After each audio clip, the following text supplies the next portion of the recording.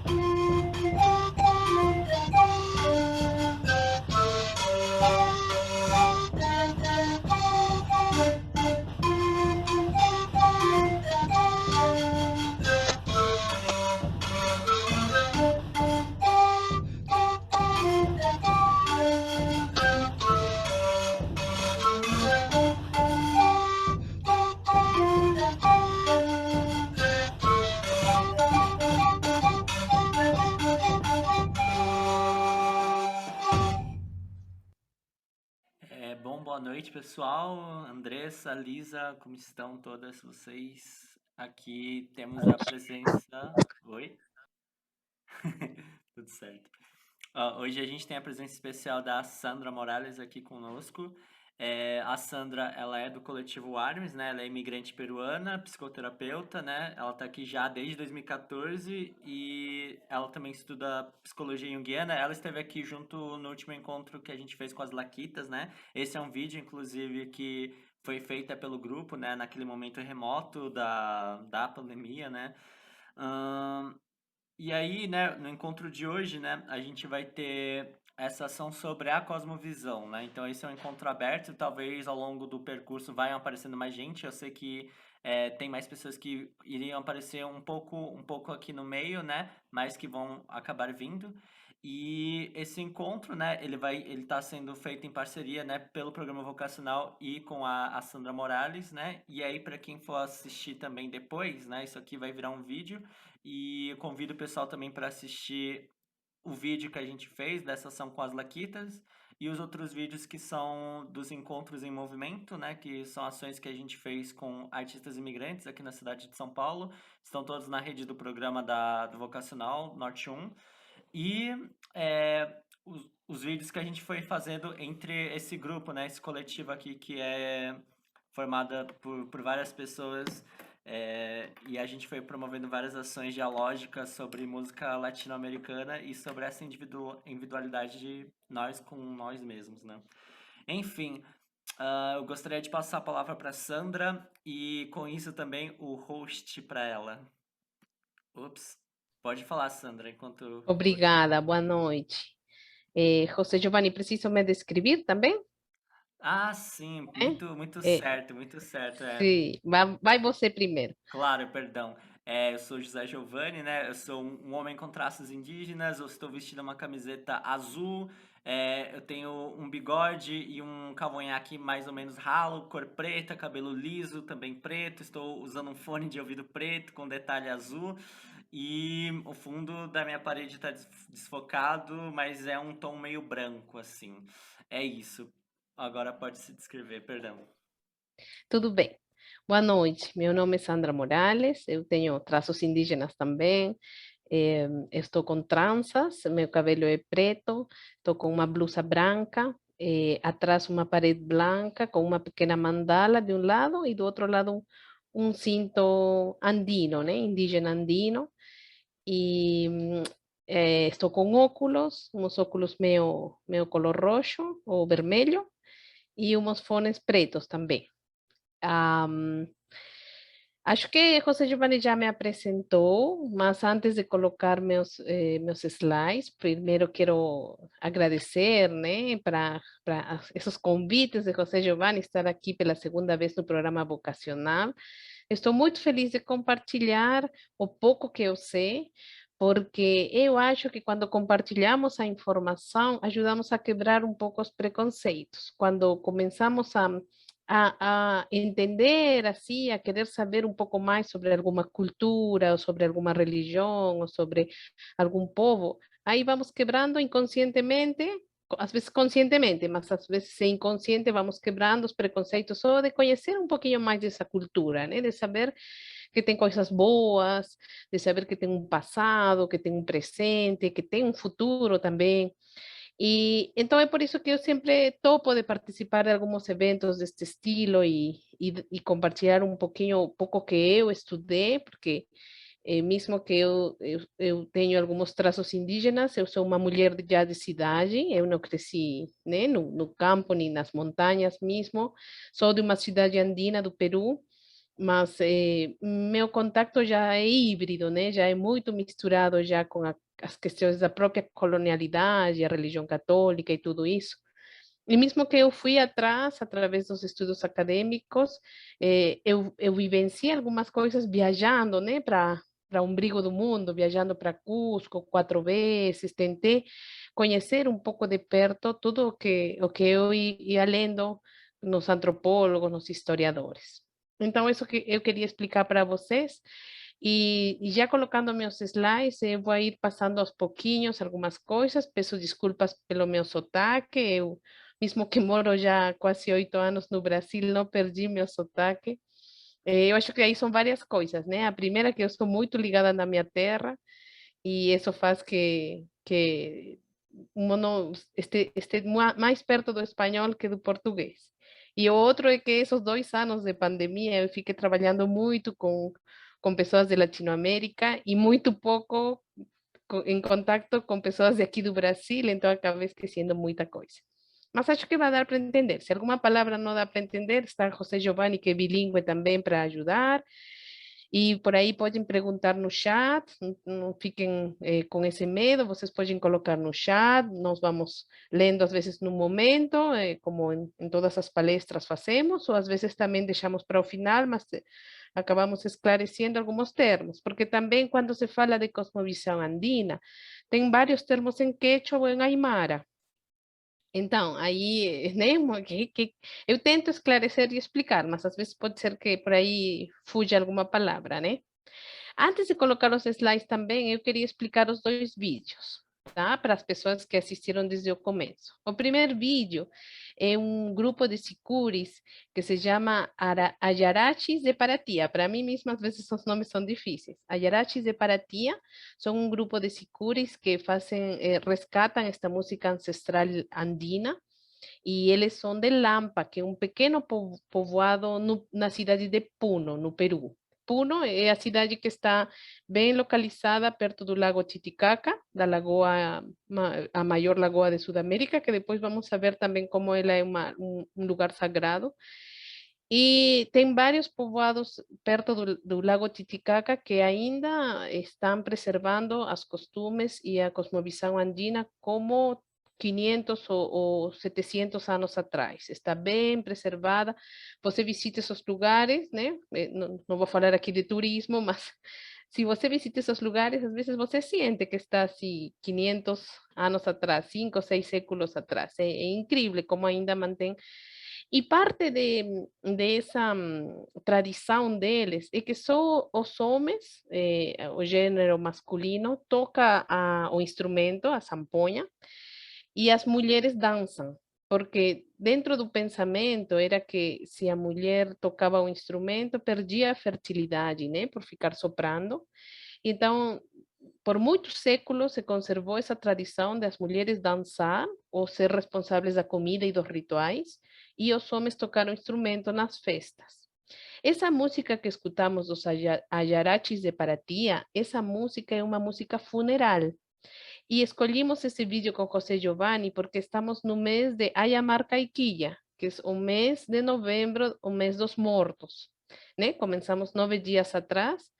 Então, na crença, na cosmovisão andina, era que durante esse mês, que chamavam Ayamar Caiquilla, um período mais ou menos também de 25 a 30 dias, né? Porque o calendário era diferente que o europeu. Durante esse mês se mantinham vários rituais, se faziam vários rituais para estabelecer um contato com os mortos. Incrível que os astecas no México faziam a mesma coisa, sem ter comunicação com os povos andinos. Então, o mês de novembro é o mês de Ayamar Caiquilla. Ainda fazemos algumas tradições, né? Agora muito mais modernas, visitar os cemitérios, mas ainda se prepara algumas comidas típicas ancestrais e se entregam essas comidas para os mortos, especialmente nos povoados das montanhas, né? Como, por exemplo, Lampa em Puno. Então, eles estão aí tocando uma música dedicada para os defuntos, para os mortos. Aqui nesse mês de novembro, achamos legal escolher uma música dos mortos. E a outra música é Cinco Siglos, é uma música tradicional, não tem um autor específico, e está interpretada pelo grupo Laquitas Sinchiguarmis, que para quem nos acompanhou antes, pode lembrar que é um grupo de mulheres latino-americanas ou de diferentes países, não só de Latinoamérica, são bem-vindas qualquer mulher imigrante ou filha de imigrantes. É um grupo aqui no Brasil que tenta quebrar com essa tradição de que seja só o homem quem toca um instrumento e as mulheres começamos como um símbolo de resistência a aprender a tocar um instrumento e a expressar através da música nossa visão andina, né? Nossas culturas.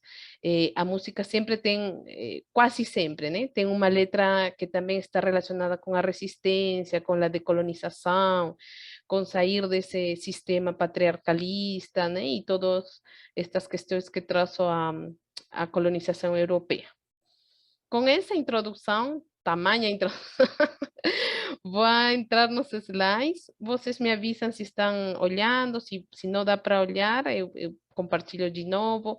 Eu vou passar alguns slides rápido, porque são só figuras, imagens, e em outros slides eu me vou detener um pouquinho. É importante não se aproximar a um tema que parece muito distante, mas que ao mesmo tempo não é, porque são culturas que se desenvolveram muito perto do Brasil.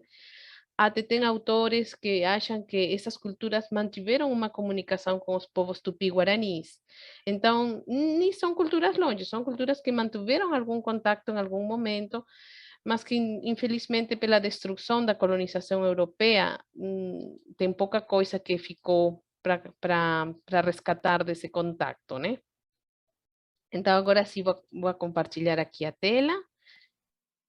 Tá.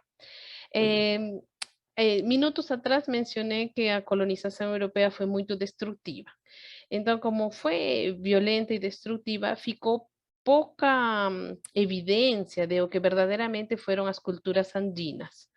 Foi muito difícil resgatar uma informação boa. Por quê? Porque os escritos que vêm daqueles séculos, do século XVI, do século XV, foram os escritos que os próprios espanhóis mandavam para os reis de Espanha, né? Algumas cartas, alguma correspondência, e depois foram os livros ou algumas crônicas que escreveram os sacerdotes católicos. Então, os sacerdotes católicos jesuítas, que eram muito cultos, escreveram como eles olhavam a população andina quando eles chegaram, né? Como eles olharam desde que chegaram para os astecas, foram descendo. Agora vamos saber um pouquinho da história também para nos localizar. E eles escreveram desde esse olhar. Então, nós recebimos uma história desde o olhar deles, né? Onde nos descreviam, tanto a nós como os tupis guaranis, como populações selvagens, né? Pouco preparadas, pouco organizadas e com milhões de problemas. E como não entendiam o quechua, nem o aimara, nem as línguas originárias, eles começavam a, eles começavam a interpretar do jeito deles, e quando interpretavam do jeito deles, faziam uma tradução do quechua, que não precisamente era uma tradução literal, né? Era uma tradução como eles imaginavam que era, e muitas vezes com muitos termos católicos e muito esse olhar europeu, né? Que eles estavam acostumados também. Então, quando uma estuda a cosmovisão andina, e isso vai acontecer com vocês quando vayan a pesquisar, especialmente José Giovanni, as pessoas que estão pesquisando muito disto, você encontra muita informação, mas muitas vezes é informação não científica. É o pouco que os povos e as pessoas conseguiram rescatar de alguns lugares, graças à exploração arqueológica, graças a alguns historiadores, mas tem bastante coisa que não é científica também e que é só deduzida por algumas pessoas e que às vezes vende para o turista, né? Eles vendem para o turismo porque virou uma questão muito turística, do jeito geral, as culturas antigas, né? Egipto, China, Roma, né? Virou uma questão muito turística, então aí às vezes eles inventam qualquer coisa também, então tem muitas histórias que não precisamente estão perto do que foi verdadeiramente a história, do que foram os mitos e as lendas.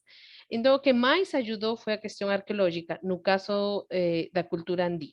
Então, vamos aqui começar com esse mapa para nos tirar da cabeça também que acontece que muitas pessoas, quando se fala da cosmovisão andina ou da cultura andina, acham que só Bolívia, ou alguns acham que só Peru, por Machu Picchu. Aí tem também uma questão turística, né? Machu Picchu entra muito na cabeça, ou aqui no Brasil eu vi que venderam muito a imagem do Chile também, então tem um grupo de pessoas que acha que é Chile só também. E a verdade é que as culturas andinas atravessaram muitos países. Aqui estamos vendo que foram Argentina, Chile, Bolívia, Peru, Equador e Colômbia. Foram praticamente 6 países. Então, quando falamos de cultura andina ou de cosmovisão andina, estamos falando de uma cultura que atravessou 6 países, que atraviesa, porque é uma cultura ainda viva, é uma cosmovisão ainda viva. Está presente en 6 países de Latinoamérica, de Sudamérica. Eso es bastante, un territorio súper extenso y es un territorio que no tiene fronteras definidas. Saben, ese mapa que vocês están viendo ahí es un aproximado, mas ya se descubrieron povos que falaban quechua, que falaban aymara, que no están dentro de ese mapa. Entonces, es un mapa así, es un aproximado y esa cuestión de mapa es una cuestión muy europea también. Entonces, es un mapa feito de los primeros cronistas europeos que más o menos diseñaron algunos territorios até donde ellos hallaban que fueron o Imperio Inca, que fue el último imperio que creció en esta zona, ¿no? Mas no vamos a falar aquí do imperio exactamente. Primeiro, porque a palavra imperio não existia na época para os incas, né? Não era uma organização imperial como eram as organizações imperiais da França, da Itália, nessa época na Europa. E não vamos a falar especificamente dos incas, porque quando se fala dos incas, também se pensa muito no Peru, no Machu Picchu, na Bolívia, em lugares muito específicos. E a verdade é que é uma cultura que atraviesa, como vimos, né, 6 países. Então estamos falando de Equador, de Colômbia, de Argentina. E esse é o primeiro, não sei se é um preconceito, um estereotipo, né? É o primeiro estereotipo que temos que quebrar. Conhecer que são muitos países e que, como eu falei, nem são fronteiras definidas. Tem quechua-hablantes, se encontrou quechua-hablantes em Paraguai. Então, quer dizer que verdadeiramente eram culturas bem estendidas e bem difícil limitá-las em fronteiras. Outra coisa importante al falar das culturas andinas é que não existiu tudo quando se expandiram os incas. Não é que os incas fizeram tudo. Essas culturas existiram muito antes da expansão dos incas. Os incas se expandiram tardiamente, acho que foi no século XIII ou no século XII que começou a expansão incaica. Antes dos incas, a verdade é que existiam várias culturas. Só no Peru são mais de 30. Nem posso falar dos outros países. Existiam culturas que chamamos pré-incaicas. Se eu conto as culturas dos outros países, mas as culturas do Peru devem ser mais de 60 ou 70. Pequenas civilizações que já tinham desenvolvimento em religião, em agricultura, em organização social, já existiam, como os tupis guaranis. E que não porque os tupis guaranis não construíram grandes Machu Picchu, significa que eles não estavam organizados. Eles estavam organizados, eles tinham um jeito de conviver com a natureza e provavelmente por isso é que eles não fizeram grandes construções, porque eles tinham um relacionamento com a natureza diferente que os europeus. Mas os europeus só olhavam grandes construções e por isso chamou o Império Inca como um grande império. Mas não deixa de ser verdade que era um império grande territorialmente falando, né? Era muito grande e conseguiu conquistar várias destas culturas. Então, destas culturas que conquistou o Império Inca, Algumas conquistas foram pacíficas, eles conseguem anexar para eles as diferentes civilizações, porque os pensamentos religiosos e sociais eram muito parecidos, conseguem anexar de um jeito pacífico. Mas tive outras que aconteceram algumas batalhas e algumas guerras para conseguir anexar, porque as civilizações se resistiam também a entrar no domínio de alguém mais poderoso. Falam, contan a maioria de historiadores e de arqueólogos que foram duas as civilizações mais importantes e a partir dessas duas que apareceram as duas línguas originárias mais faladas, vamos a falar assim, porque não são mais importantes que alguma outra, mas são as mais faladas. Uma dessas culturas chama Tiahuanaco, que está dividida entre Perú, Bolívia e Chile. Uma vez mais, vemos que não é uma questão fronteriza como explicavam os europeus, né? Essa cultura Tiahuanaco falava Aymara. Então, mais de 9 milhões de indígenas falavam Aymara. É um número enorme e é uma língua ainda viva, não se perdeu, felizmente. E a outra cultura importante é a cultura Guari, que é a cultura donde nació o quechua y que fue expandiendo o quechua, que cuando llegaron los españoles, más de 13 millones de indígenas falaban o quechua, entonces era uma população super importante, né? Então, essas duas culturas têm dois lugares sagrados que são muito importantes na cosmovisão andina. E aí já podemos entrar no conceito de dualidade. Na cultura Guari, o lugar sagrado, assim, nas palavras europeias, seria como um templo, né? Seria como um templo de adoração, que se chama Pachacamac. Ele fica em Lima, perto do mar, muito perto, está em frente do mar, no Oceano Pacífico. Dá para ver o slide, né? Sim, estão acompanhando? Sim? Ah, perfeito. E aí, esse templo, se comparamos com outras mitologias, tipo a mitologia grega, é como um oráculo. As pessoas faziam grandes peregrinações, grandes viagens para chegar no Pachacamac e fazer os rituais, que vamos falar mais para frente nos rituais também, e adorar as divindades e perguntar que trazeria especialmente a questão climática e a questão das colheitas, né? Não especificamente o futuro de, eu vou encontrar um verdadeiro amor, como agora procuramos os oráculos, né? Será que eu vou encontrar a felicidade? Será que eu vou ser milionária? Não especificamente assim, mas o término oráculo, como oráculo de Delfos na mitologia grega, era mais enigmático, né? Era uma questão mais enigmática, ligada para as divinidades. E esse foi um lugar sagrado por muitos séculos. Sobreviveu assim como um templo de argila. Se vocês visitam ele agora, é um templo de argila. Mas contam que ele tinha paredes de ouro. E que o primeiro que tiraram os espanhóis quando chegaram foi as paredes de ouro desse lugar, porque já escutaram que aí tinha muita riqueza. Imaginem séculos de pessoas levando objetos valiosos para adorar aos deuses. Então, imaginem quanto ouro e prata e cobre e artesanato e cerâmica tinha lá, né? Era muito. Era um lugar maravilhoso que ficava à frente do mar. E outro lugar que ainda está aí, que é um lugar sagrado, mas é natural, é o Lago Titicaca, que já mencionei também. Até agora é um lugar sagrado e é um lugar misterioso. É tão misterioso que ainda alguns historiadores e arqueólogos ficam pensando que embaixo do Lago Titicaca tive uma civilização e que tem um momento que não era água, que era terra, e que depois as mudanças climatológicas, né, geográficas, fizeram que se formasse a lagoa, mas que antes tinha uma civilização, porque encontraram muita coisa embaixo, né? Cerâmicas, artesanato, muitas vasijas, né? Tem bastante coisa embaixo do lago, ainda não terminam de encontrar tanta coisa.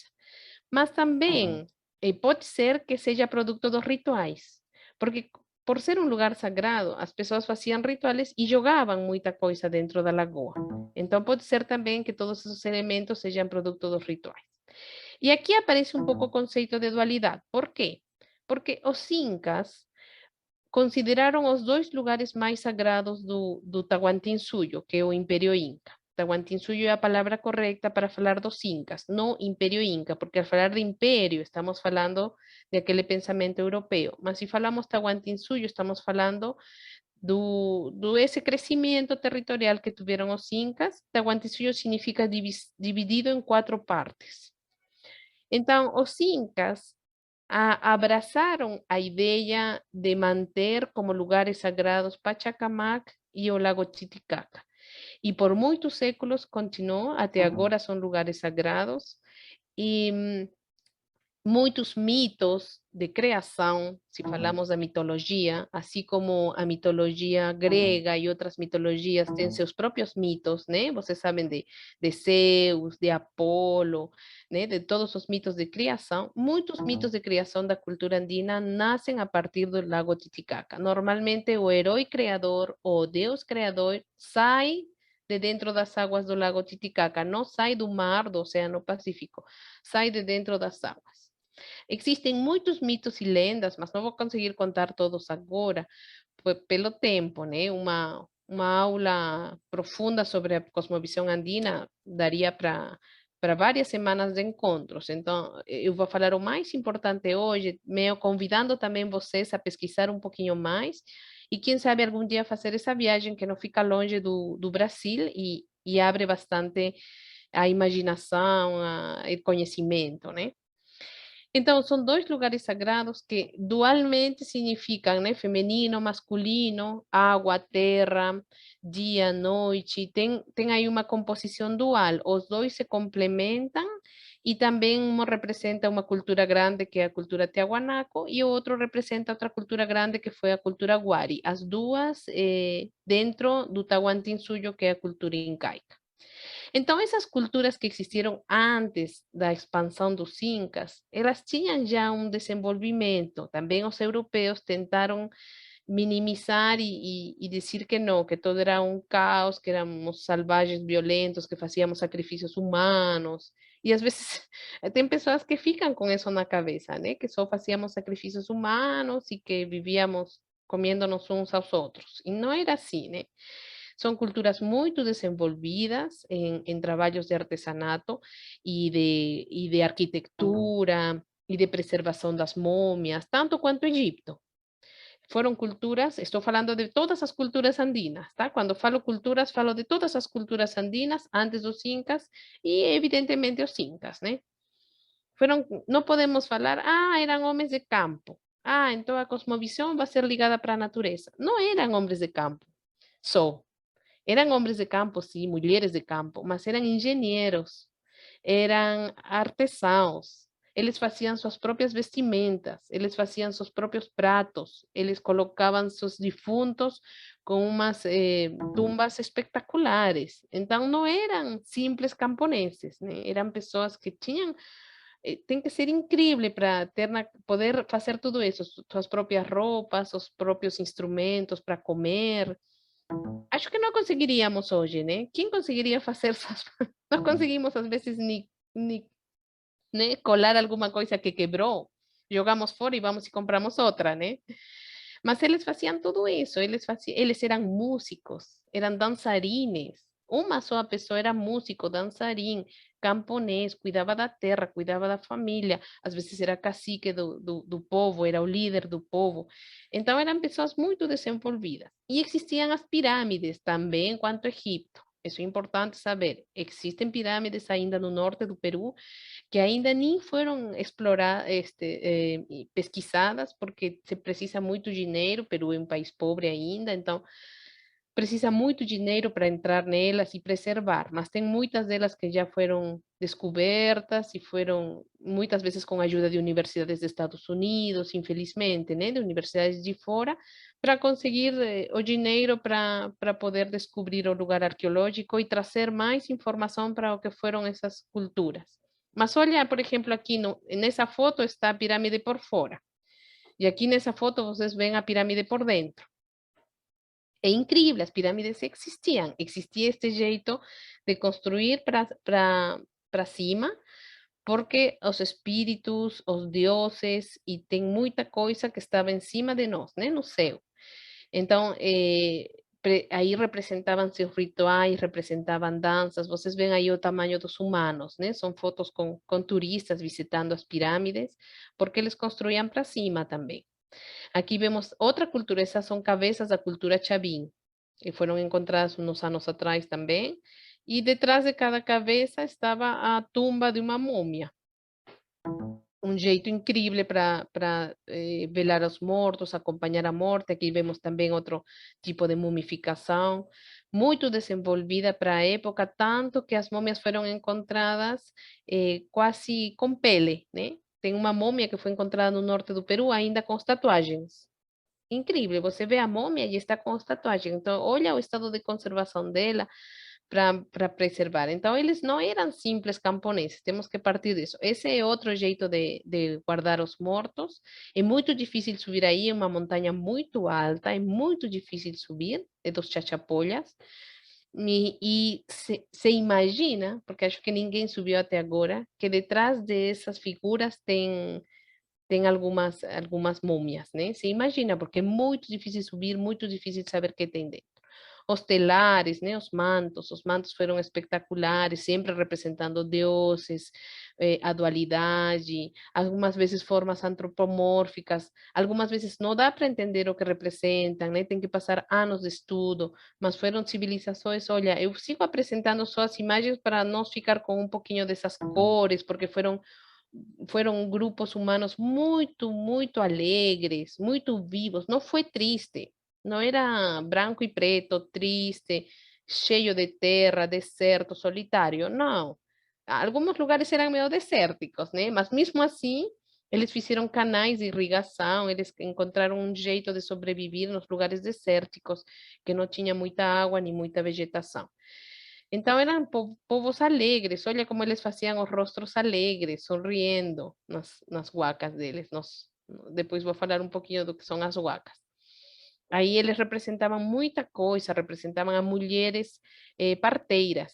Nessas huacos estão as mulheres parteiras. Vocês veem aí as mulheres recebendo as crianças. Tudo o que era parte de seus rituais, sua cultura está representado. Aí tem outros deuses, figuras antropomorfas. E tem várias coisas que ainda ficaram vivas de tudo isso que eu mostrei anteriormente. Uma das coisas que ficou viva, muito viva, foram os rituais andinos através da mesa ritual. Fazer uma mesa ritual é uma experiência muito bonita do jeito presencial, mas como estamos aqui nesse espaço virtual, eu vou tentar resumir só o que é a mesa ritual e alguns elementos da mesa, tá? Então, dentro da cosmovisão andina, se entende a Mãe Terra, a Pachamama, como um todo, como uma totalidade, tá? Esse é um conceito importante também. E ao ser a Pachamama, a Mãe Terra, uma totalidade, a maioria dos rituais, por não falar todos, estão dirigidos para ela, tá? A maioria dos rituais estão dirigidos para Pachamama, com um gesto de agradecimento por os alimentos que ela nos fornece. Porque na época estavam super conscientes, dia a dia, minuto a minuto, que ela é quem nos fornece os alimentos. E eles sabiam da importância da água, da terra, da montanha, do rio, de todos os elementos da natureza. Agora, nesse ritmo que vivimos na cidade, meio que tentamos ser conscientes, mas é mais difícil, né? Estamos longe dessa realidade. E mesmo que sabemos que nossos alimentos saem da terra, não fazemos esse gesto de agradecimento, pelo contrário, né? Sempre pedimos mais e reclamamos e não estamos satisfeitos, o tempo todo estamos insatisfeitos. Então, saber da cosmovisão andina é um jeito também de aprender um pouquinho a tentar viver melhor. Então, dentro dos rituais andinos, quando se faz um gesto de agradecimento para a Pachamama, ai, desculpem, tem alguém aqui. Olha, por exemplo, aqui tem a mesa ritual como espaço sagrado no Lago Titicaca. Olhem como que é a mesa ritual no Lago Titicaca. Viu que eles jogam várias coisas dentro do lago. Então, por isso que também tem muita coisa dentro do lago. Esse é, por exemplo, um ritual de agradecimento para a natureza, do jeito geral, não só a Pachamama, porque agradecem também a água que nos dá. A Pachamama é a totalidade, então o ritual acaba sendo dirigido para a Pachamama. E as mesas rituais hoje também são modernas, também tem velas, tem alguns elementos católicos, ou pedras, ou elementos até do yoga, sabem? Agora as mesas são bem modernas já. Um elemento importante dentro de uma mesa ritual que não pode faltar e quem sofre muito preconceito é a folha de coca. Provavelmente vocês escutaram falar alguma vez da folha de coca. A folha de coca tem muito preconceito porque, infelizmente, depois de um processo químico, ela vira uma droga muito perigosa. Mas no estado original e consumida muito pouco, ela não é uma droga, é uma folha natural usada por los chamanes, os médicos curandeiros hoje nos Andes, da Bolívia, do Peru, da Colômbia, do Chile, do Equador, e ainda é utilizada. Sempre foi utilizada como curativo. Foi só na nossa modernidade que ela virou droga. Nos anos atrás era um curativo, era digestivo, tinha várias funções.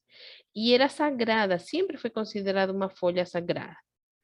Tanto que também é considerada como um oráculo, né? Também se joga as folhas, e as folhas também falam o que pode acontecer, o que a pessoa tem desequilibrado, de que se distanciou.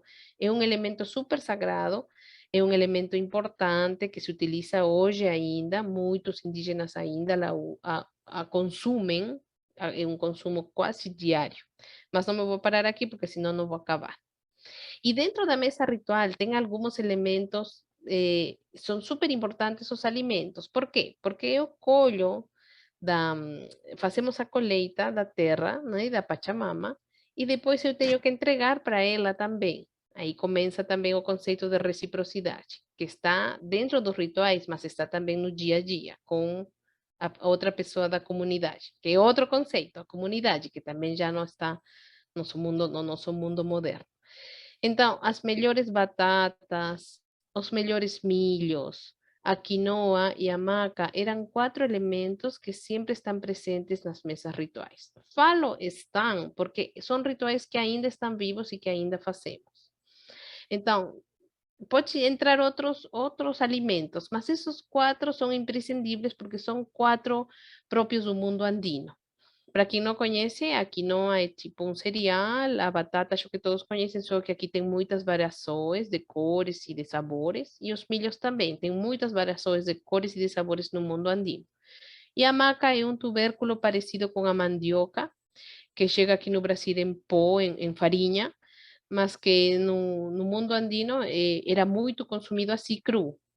E é um energizante natural. Muitos destes alimentos, ao ser energizantes, ou parecia que geravam alguma mudança nos indígenas, foram estereotipados pelos europeus quando chegaram, pelos espanhóis, né? Eles rejeitaram esses alimentos, rejeitaram que as pessoas continuem semeando esses alimentos, cuidando deles, e foram esquecidos durante muitos anos.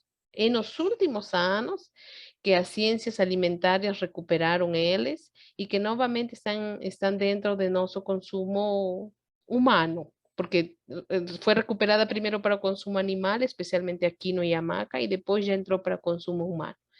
Mas ainda dentro da cosmovisão andina são considerados alimentos sagrados. E você escolhe os melhores para entregar para Pachamama dentro de um ritual, de uma mesa ritual. As folhas de coca também, você escolhe as melhores. Você não pode dar para Pachamama uma folha de coca quebrada ou velha, você tem que dar as melhores. Aqui também, eles faziam as colheitas, já falando de um momento real, eles faziam as colheitas e escolhiam um pouco do que estava bonito, bom, ou melhor que eles colheitavam, e abriam um buraco na terra e jogavam de novo para Pachamama. E não só podiam dar alimento, eles tinham que dar bebida também. Então, normalmente, o que se entregava para Pachamama era a chicha. Alguns de vocês provavelmente já escutaram a palavra chicha. É uma bebida fermentada do milho fermentado, né? Uma bebida que nasce do milho fermentado. Pode ser branca, dos milhos brancos, e pode ser roxa, que vem dos milhos roxos, que lá existem. E essa bebida é muito, como seria a palavra em português? Quase que falei espanhol. Emborracha, né? Emborracha seria, não fica Embebedece. bêbado. Embebece também? Embebece? Embebedece, isso, né? Embriaga, Embebedece. embriaga. Embriaga, tá, perfeito.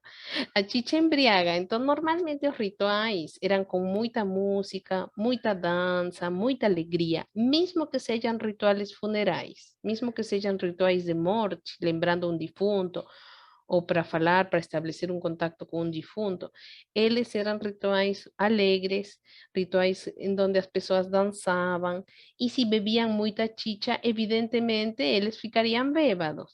E isso foi muito ruim para os europeus, né? Eles achavam que era idolatria e, evidentemente, começou uma extirpação de idolatrias muito forte, porque não entendiam a alegria das danças, né? Para eles era tudo Sodoma e Gomorra.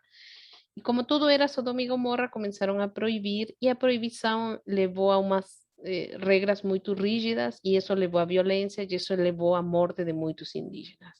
A partir de que os espanhóis descobriram os rituais, começaram a reprimir e a castigar muitos indígenas e morreram muitos.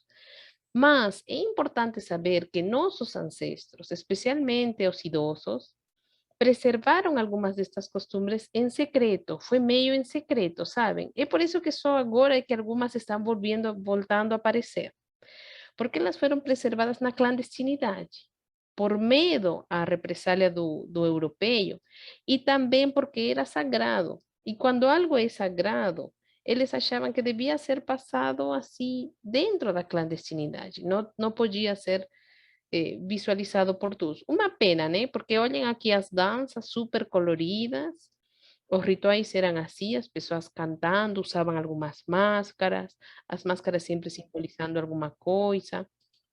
Então, eram rituais cheios de cores, ainda felizmente as danças foram preservadas muitas, algumas têm algumas características espanholas também, por exemplo, se dança adorando algum santo da Igreja Católica, porque era inevitável esse sincretismo, né? Tem muita questão híbrida e tem muitas variações. Vocês podem encontrar uma dança com um nome no... Ai, achei que era aqui. Vocês podem encontrar uma dança com um nome no Chile e a mesma dança ou bem parecida com outro nome no Equador. E assim, né? Porque vocês viram o tamanho do mundo andino, né? É muito grande. Então, a forma de tocar um instrumento, a forma de fazer o ritual, os elementos que se colocam na mesa ritual, pode variar de país a país, de povo a povo, de ayllu a ayllu. Ayllu é uma palavra que significa família. Então, de família a família, pode ter variações. O ritual, a música, o jeito de tocar a música, algumas palavras em quechua. E isso é importante dizer, porque, não, Sandra dijo, falou que era assim. E não, pode ter muitas variações, porque o mundo andino é muito grande. Aqui vou falar algumas coisas bem pontuais da cosmovisão andina, que parecem teóricas, mas eu tentei fazer um resumo assim para não me estender muito hoje, mas como eu falei, deixar um pouquinho o bichinho e depois, quem sabe, fazemos também um outro encontro. Na cosmovisão andina, a humanidade e a natureza se harmonizam e se adaptam para coexistir. A palavra harmonizar é uma palavra super importante na cosmovisão andina, porque quando se quebra a harmonia é onde começam as doenças. Quando um está desequilibrado, quebrou a harmonia, aí começam as doenças. Isso vamos falar depois.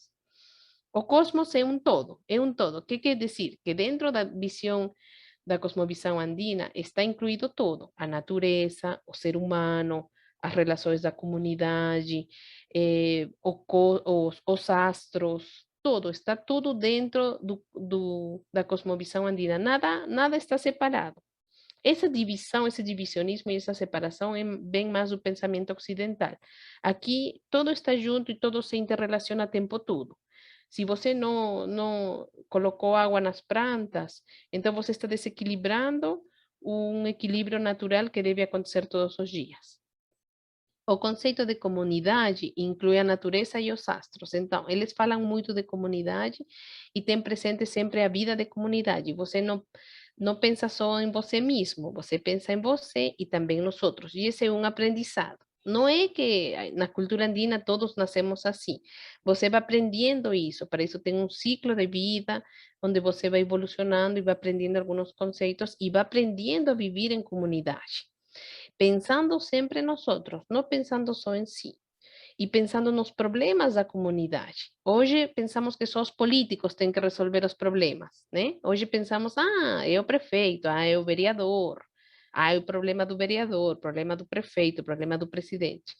Mas nós podemos fazer coisas dentro de nosso pequeno metro quadrado, às vezes, não sei, nosso bairro. Podemos fazer coisas que beneficiem a comunidade, participar, quem sabe, não sei, de alguns conselhos participativos, não somos apolíticos, né? Somos seres que estamos dentro dessa vida cotidiana, mas muitas vezes pensamos, que outra pessoa vai resolver. Tanto o espaço quanto o tempo eram sagrados, tinham uma explicação mítica e uma representação ritual. Para a cosmovisão andina, o tempo e o espaço são cíclicos. Então, o que sucede? Que eles sempre pensam que algo que aconteceu em um momento vai voltar a acontecer e eles têm que estar preparados para esse retorno. Então, sempre eles acham que é cíclico, né? Nós, na visão europeia, era tipo as estações do ano, os meses do calendário, mas na cosmovisão andina tinham uma visão cíclica de tudo. Isso ajudava a eles não ficar presos no passado nem pensando no futuro. Isso ajudava a eles pensar muito no presente e saber que essa questão cíclica traz de novo alguns acontecimentos. A colheita e a semeadura têm a ver com os astros, mesmo que os maias e os astecas, eles têm muita ligação com os astros, estudaram muito os astros. Falam alguns historiadores que Machu Picchu foi construído para esses estudos, foi quase como uma universidade, né? Eles estudavam aí os astros, os movimentos do sol, da lua, e que tinha a ver com as mudanças climatológicas e tudo isso. E aqui os conceitos dos quais já falei um pouquinho, a reciprocidade, que normalmente é desinteressada, a relacionalidade quer dizer que você, para dentro da cosmovisão andina, todos somos seres sociais. Não, você não pode crescer desligado da comunidade. Se você está desligado da comunidade, você é nada. Assim de simples, você se convierte em nada, você vira nada. Mas se você está imerso na comunidade, você vai ir evolucionando, né? Tem uma evolução, depois vamos ver o calendário de evolução do ser humano para a cosmovisão andina. Você vai evolucionando e vai aprendendo o jeito de viver em comunidade, é um aprendizado. Então, tem muito a ver esta relacionalidade com a cosmovisão andina, a dualidade que já falei um pouquinho, né? Os complementos dia, noite, masculino, feminino, terra, ar, né? Terra, água, e a complementaridade como características na convivência social. A cosmovisão andina apresenta uma concepção dualista, né? Isso já falei, considera a natureza e a mãe terra como elementos do mundo acima e que vivem perpetuamente. Agora vamos saber o que significa isso de mundo acima. Na cosmovisão andina se realizam oferendas ancestrais, sacrificando camélidos. Isso é verdade e é bom falar também, né? Eh, Dentro das llamas, vocês provavelmente viram a llama agora, a llama está de moda, né? Aparece em garrafas, em, em bolsos, né? Em mantos para cama. Está muito de moda a llama. E a llama era considerado um bicho sagrado também dentro da cosmovisão andina, especialmente as pedras do rim da llama. O rim da llama tinha umas pedras dentro que falam que eram muito coloridas e bonitas. E quando a llama moria, eles tiravam o rim, tinha muita sangue, então colocavam a sangue em copos e colocavam as pedras dentro do ritual. Então, normalmente sacrificavam llamas velhas, né? Llamas que já estavam com alguma doença, não era que matavam todos os dias, né? Os animais. Como já falei, dentro da mesa ritual ofereciam folhas de coca, conchas do mar, alimentos, chicha, né? E outros elementos. E as huacas eram os principais objetos ou centros de adoração. Agora vamos saber o que são as huacas. Antes das huacas, vamos saber o que está dividido dentro da cosmovisão andina, o cosmos, em três áreas, não? Em três partes. A Nampacha, que é a parte do céu, que está representada pelo cóndor. Aí moram os deuses. Caipacha, que está representado por el puma, que é a parte da terra onde moramos os seres humanos. E Ucupacha, que é a parte do subsolo, né? Mas não é precisamente um inferno como na religião católica. Está representado pela serpiente E a serpiente simboliza transformação, renascimento, simboliza coisas positivas, não precisamente simboliza coisas feias. Mas esse subsolo simboliza de algum jeito a oscuridade do ser humano, né? Então falavam que, por exemplo, quando uma pessoa era muito egoísta ou muito egocêntrica, ela estava morando no Ucupacha, não? Estava muito no subsolo, ela precisava se transformar e sair. É interessante esse conceito também. Todo o que existe está ligado, como eu falei antes também, a cosmovisão é totalizadora, todo mantém um equilíbrio rigoroso. A falta desse equilíbrio, que eu mencionei também, leva ao conceito de doença. Aqui aparece o conceito de doença. Eram poucas as doenças antes da chegada dos europeus, quase nenhuma. Quando chegaram os europeus, eles trouxeram muita doença e por isso que morreu muito indígena também. Aconteceu mesmo aqui com os tupis-guaranis. Eles trouxeram, imaginem, eles viajavam muitos meses em esses barcos e eles chegavam aqui cheios de doenças, né? Então, aí, esse desequilíbrio com a chegada dos europeus fez que os indígenas sintieran uma doença espiritual também, não só as doenças físicas, uma doença espiritual, porque toda a cosmovisão começou a destruir-se, né? Então, a cosmovisión andina da un lugar primordial a los ciclos de cultivo en los rituales que normalmente son direccionados a Pachamama, que es a divinidad protectora y fornecedora.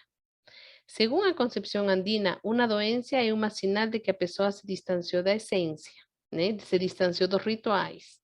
Por tanto, era necesario ejecutar los rituales para conectar esa pessoa con las fuerzas arquetípicas ao inconsciente y ser restablecido este consciente e inconsciente para hacer un equilibrio. ¿Por qué? Porque esos rituales ayudaban a pessoa a se aproximar novamente a los dioses, a las divindades, a los ancestros. A través do ritual, que podía incluir periodos de jejum, abstinencia, uso de ervas, danzas, a mesa ritual, a pessoa retorna ao centro donde está o espírito das huacas. Cualquier actividad que promueve o contacto con las raíces psíquicas o con nuestros ancestros tiene un efecto terapéutico, entonces ahí eles melhoravam. E a cura era realinhar nosso centro com o todo. Isso já falei da Pachamama. Então, as huacas é um conceito muito difícil de explicar, mas ao mesmo tempo vamos a pensar as huacas como divindades, tá?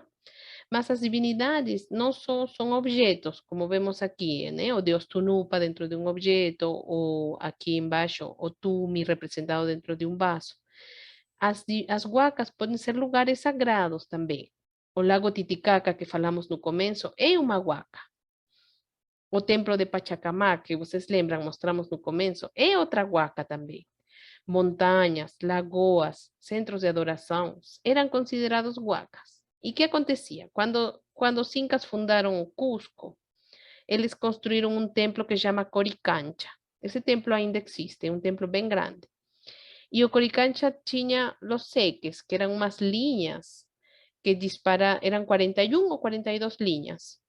Né? Aqui está o Coricancha, saíam as linhas assim, tipo uma mandala, dirigidas a todos os pontos do universo, né? Esse era o pensamento da cosmovisão, que elas estavam dirigidas a todos os pontos do universo, e essas linhas tinham muitas huacas, geográficas, naturais, ou também objetos. Então, o que aconteceu? Que os espanhóis descobriram esse templo e descobriram os seques, que eram essas linhas. E o primeiro que fizeram foi eliminar todas essas huacas, né? Eliminaram muitas. Então, temos pouca informação sobre os deuses que representavam essas huacas, porque foi muito violenta a destruição deles, né? Eles tentavam eliminar tudo para que seja reemplazado pela religião católica. Mas ainda se logrou descobrir algumas, né? Então, aqui temos algumas divinidades masculinas relacionadas aos fenômenos naturais e algumas divinidades femininas derivadas das diosas mais, né? Que normalmente são nutridoras, como em outras culturas e em outras religiões. Tem vários parecidos com a cultura japonesa, com a cultura egípcia. Vocês vão encontrar várias coisas similares com a cultura chinesa, né? São culturas também ancestrais. Então está Mamaquilha, Mamacocha, Mancocapa, Mamaolho, Bixama, Mamassara, Pachamama, Illapa e Inti-Viracocha. E como eu falei, eles têm relação com outras culturas, incrível. Por exemplo, o deus Illapa é o deus do raio. O mesmo que nos orixás seria Xangô e que na mitologia grega seria Zeus.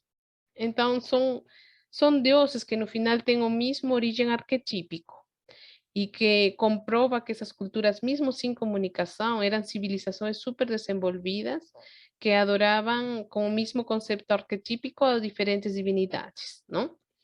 Y politeístas. Un concepto interesante dentro de la cultura andina, que también es un poco difícil de explicar, mas voy a pasar rápido, es a chacana. A chacana é, é um símbolo milenário dos povos andinos, né? Provavelmente vocês escutaram falar dele, ou vocês viram em alguma tatuagem, em algum colar, às vezes vendem chacana, que é a chacana. Muitos falam que é o calendário andino, e é verdade. Não estão errados. Quando falem para vocês, esse é o calendário andino. É verdade, é diferente que o calendário azteca, que é circular, né? É diferente, às vezes se confunde também. Mas esse não é um calendário de meses do ano, como o calendário europeu. Esse é um calendário da evolução do ser humano. É diferente, é um conceito muito difícil para nós, que não crescimos na época, né, 5, 6 séculos atrás, mas é um calendário da evolução do ser humano. Então, o ser humano nasce e vai aprendendo a siembra, o cultivo, a cosecha, vai aprendendo primeiro a reciprocidade, depois vai aprendendo a, a complementaridade, depois a obrigação, aprende a trabalhar com amor, passa por todos os estados de inframundo, do mundo dos seres humanos, de supramundo, passa por todo um ciclo várias vezes. E está muito relacionada com os 4 elementos, a terra, água, ar e fogo. Está muito relacionada com as questões femininas, porque foi feita em base aos ciclos de menstruação das mulheres, porque foi feita pensando na Pachamama, pensando nos ciclos que pode ser que aconteçam com a Pachamama. A chacana foi feita também com os estudos astrológicos dos movimentos da lua, e também se relacionou cada fase da chacana com um animal, né? Com um bicho sagrado. Cóndor, puma, serpiente, colibri. Colibri é beija-flor. Então, a Pachamama é um sistema muito complexo e para explicar bem, eu queria colocar um vídeo que ajuda a entender. É um vídeo pequenininho, mas que ajuda a entender um pouquinho. Vocês me avisam se está bem o som, por favor. La chacana es un símbolo milenario recurrente en las culturas originarias de los Andes. Su forma es la de una cruz cuadrada y escalonada con 12 puntas. El origen de la palabra es quechua y puede interpretarse como Chac Hanan, puente hacia lo alto. La chacana es una referencia al sol y a la cruz del sur, y su forma, que sugiere una pirámide con escaleras a los 4 costados, posee una profundidad muy significativa. Señala la unión entre lo bajo y lo alto, la tierra y el sol, el hombre y lo superior. La chacana es, pues, una escalera hacia lo más elevado. La chacana no es una forma encontrada al azar, sino que se trata de una forma geométrica resultante de la observación astronómica. Es un símbolo que representa sintéticamente el universo. Los antiguos hombres llevaron el cielo a la tierra y lo representaron con este símbolo que encierra componentes contrapuestos que explican la cosmogonía del mundo andino. Lo masculino y lo femenino, el cielo y la tierra, el sol y la luna, el norte y el sur, el arriba y el abajo, el tiempo y el espacio. En una primera representación, la chacana es una cruz y como tal posee 4 extremos que representan las 4 direcciones y las 4 estaciones. Cada segmento entre cada una de las extremidades está formado por 3 escalones, representando los 3 mundos presentes en todas partes: el mundo de los dioses, el mundo de los hombres y el mundo de los muertos. El centro circular representa la dualidad interna del universo, el vacío, el no conocimiento, lo inimaginable, lo verdadero, lo sagrado. En el simbolismo de la chacana están representados los tiempos de siembra y cosecha. Algunos pueblos andinos celebran el día 3 de mayo como el Día de la Chacana, porque en este día la Cruz del Sur asume la forma astronómica de una cruz perfecta y es señal del tiempo de cosecha del maíz. La Cruz del Sur era venerada por antiguos habitantes del Perú y hasta hoy se mantiene la tradición de proteger los cultivos, marcando el área cultivada con diversas chacanas.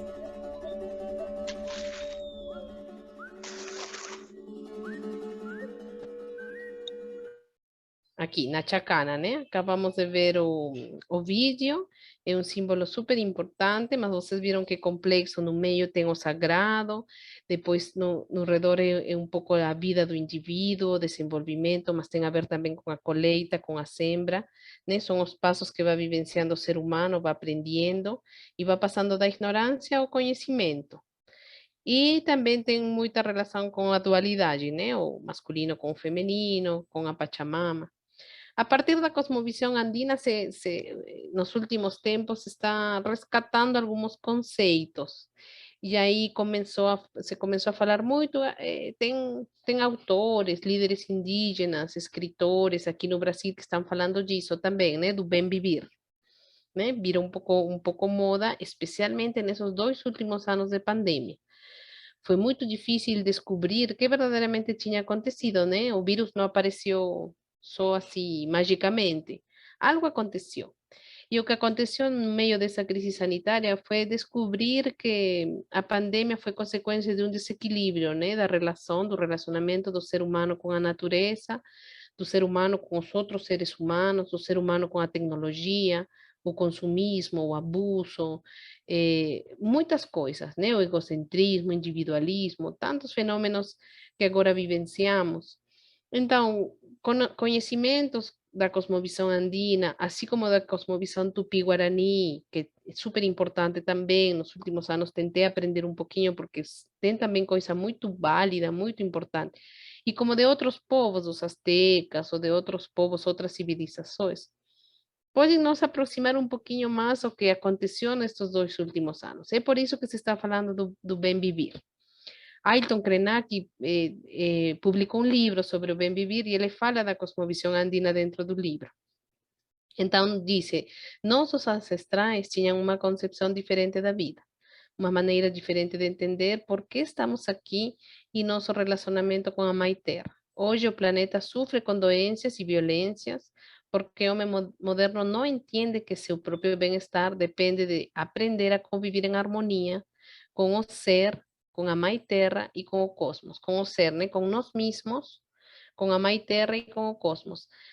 Conviver comigo mesmo significa que para eu pedir um mundo melhor, um mundo menos violento, um mundo sem doenças, eu preciso me transformar primeiro, né? Eu preciso melhorar, eu preciso mudar alguns comportamentos, quebrar os próprios preconceitos, tratar as demais pessoas como eu gostaria que me tratassem a mim. Esse é um preceito super importante dentro da cosmovisão andina e dentro de depois outras linhas de humanismo.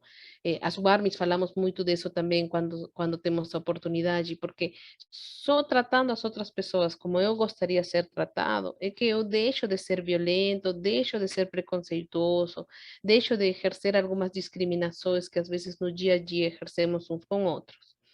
E também mantenha um relacionamento melhor com a Mãe Terra, porque você não vai fazer para ela coisa que você não gostaria que façam com você, né? Destruir ela, né? Destruir o meio ambiente. Então, essa é uma última mensagem que eu queria deixar para vocês, para não me estender mais, porque já estamos quase 1h30. E é só falar em espanhol, muitas graças.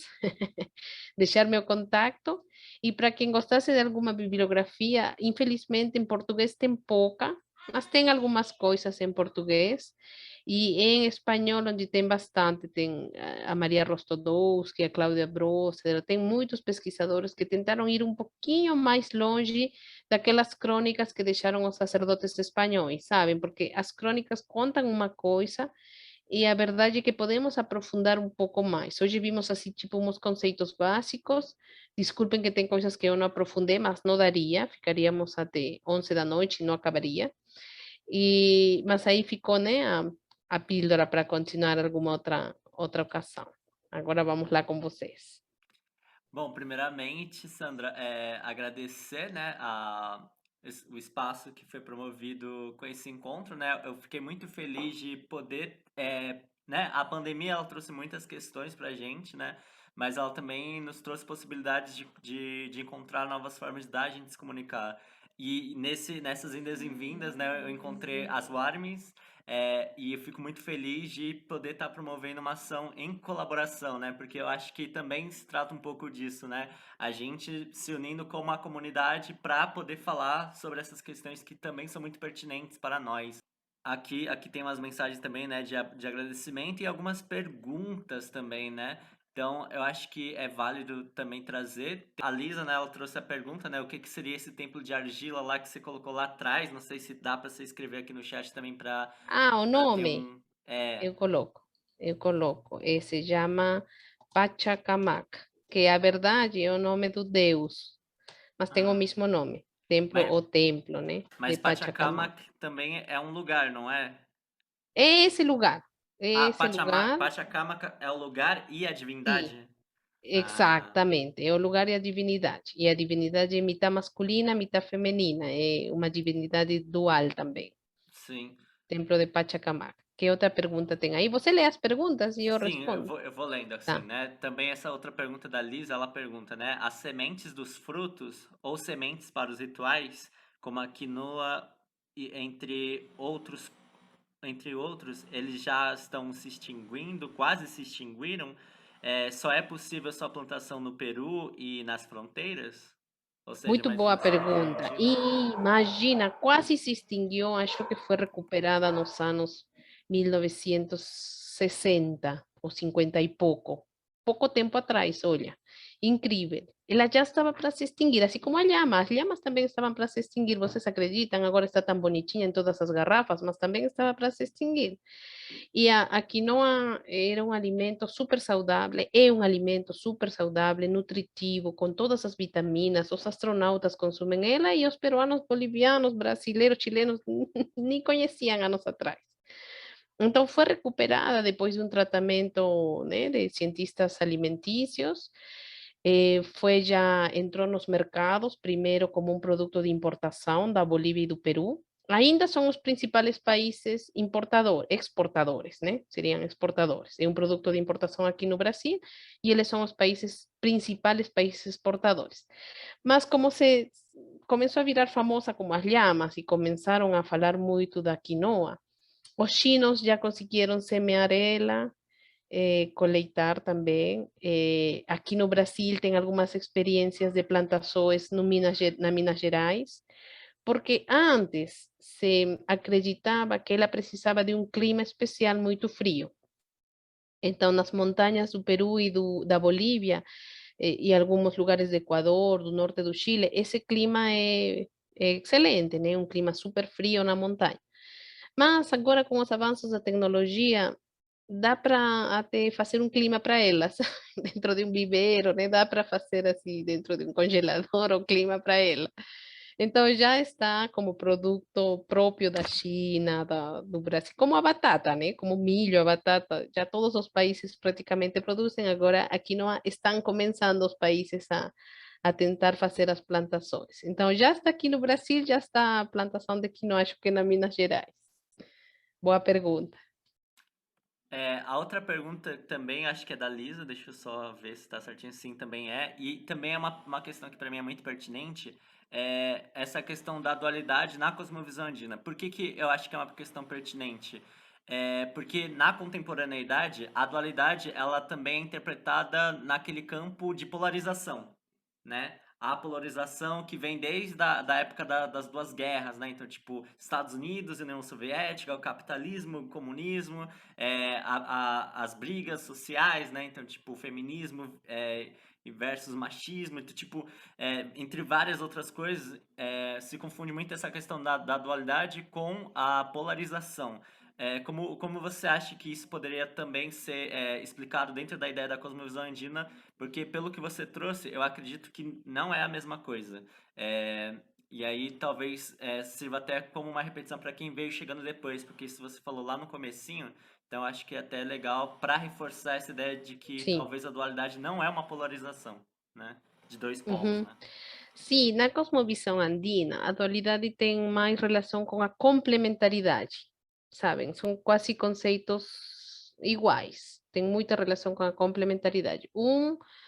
Uma imagem ou um símbolo precisa de seu complemento para existir. E quando não existe, os indígenas faziam um ritual especial para criar o complemento dessa existência que precisava o complemento. Por exemplo, chovia muito, então chovia muito e eles precisavam já de seca, então eles faziam um ritual com vários elementos para trazer, para simbolizar a presença da seca, né? Do clima seco. E o contrário, se estava muito seco e eles precisavam de água, faziam vários rituais e que no imaginário coletivo, imaginamos, né, os indígenas cantando para trazer a chuva, né, ao redor da fogueira, alguns filmes nos colocaram essa imagem na cabeça. E a verdade era que os rituais traíam elementos simbólicos para complementar aquele outro oposto que precisava de complemento para chegar ao equilíbrio. Tá? Todos precisamos do complemento para chegar ao equilíbrio. E todos temos isso dentro de nós. Todos somos masculino e feminino em diferentes grados. Todos somos água e terra. Todos somos, né, oscuro e claro. Todos somos, né, todos temos um pouco de duas coisas, só que em maior grado umas que outras, né? Y o equilibrio de todos esos elementos, no quiere decir que vamos a ser mitad masculino, mitad femenino, o equilibrio de todos esos elementos é que traz uma saúde mental, uma saúde física. Quando chega esse desequilíbrio dos elementos de complementaridade, é que vem os problemas, né? Então, por exemplo, eles pensavam que a chegada dos espanhóis e essa conquista, né, essa colonização espanhola, aconteceu porque muitas das pessoas estavam não fazendo rituais para procurar a complementaridade daquelas coisas que faltavam.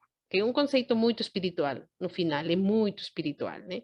Você faz o ritual para aquilo que está faltando em você e abstractamente, não? Não é que vai chegar a chuva no dia seguinte, né? É uma questão muito abstracta, muito simbólica, mas que, como eu falei, faz um contato com a psique. Todo ritual faz como um contato com a psique e ajuda a você representar aquilo que está difícil acessar, né? Que está difícil conseguir. Então, vai mais nesse caminho, sabe? Nesse caminho de complemento.